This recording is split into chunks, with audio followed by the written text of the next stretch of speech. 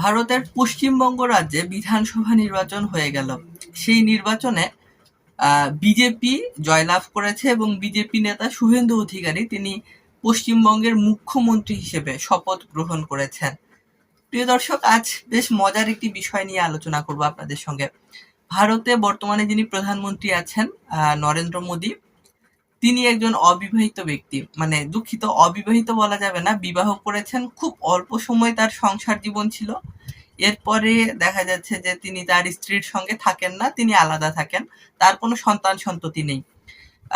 টানা 15 বছর 3 মেয়াদে পশ্চিমবঙ্গের মুখ্যমন্ত্রী হিসেবে যিনি দায়িত্ব পালন করেছেন, মমতা বন্দ্যোপাধ্যায়, তৃণমূল কংগ্রেসের সভানেত্রী, তিনি একজন অবিবাহিত ব্যক্তি। অবিবাহিত নারী কোনো পুরুষের সংস্পর্শে জীবনে কখনো কোনোদিন আসেননি।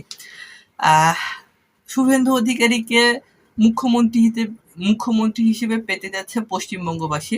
পশ্চিমবঙ্গবাসী এই নেতাকেও একেবারে আহ চিরকুমার হিসেবে পাচ্ছে। অর্থাৎ শুভেন্দু অধিকারী জীবনে কখনোই কোনোদিনই বিবাহ করেননি, তিনি একজন অবিবাহিত।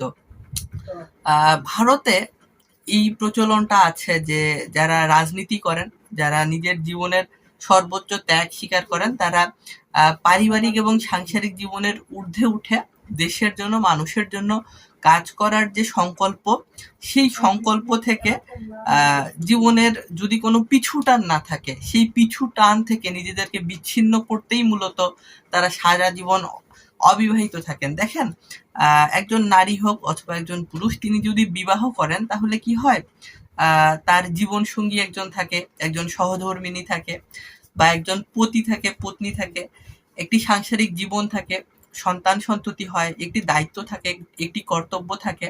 কিন্তু কোনো একজন ব্যক্তি যদি নিজের জীবনকে দেশের জন্য এবং মানুষের জন্য উৎসর্গ করেন, এবং তার যদি এই পিছু টানগুলো থাকে এবং এই জায়গাগুলোতে যদি কোনো বাধ্যবাধকতা থাকে, তাহলে কিন্তু তিনি নিজেকে শতভাগ উৎসর্গ করতে পারেন না, বা দেশের জন্য, মানুষের জন্য কাজ করা তার জন্য খুব কঠিন হয়ে যায়। কারণ তাকে তার স্ত্রীর দায়িত্ব নিতে হবে, বা তার ছেলে মেয়েদের দায়িত্ব নিতে হবে, বা সে যদি মহিলা হয়ে থাকেন তাহলে তার পুরুষ থাকবে, তার স্বামী থাকবে, তার পুরুষের প্রতি তার কিছু বৈবাহিক দায়িত্ব বা সাংসারিক কিছু কর্তব্য তো থাকেই।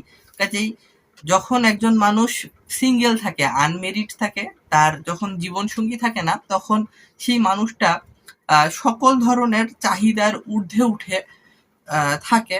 মানে তার কোনো পিছু টান থাকে না, তাকে কোনো একটা বিশেষ দায়িত্বে বা বিশেষ কোনো কর্তব্যে নিজেকে নিযুক্ত করতে হয় না। তিনি শতভাগ দেখা যাচ্ছে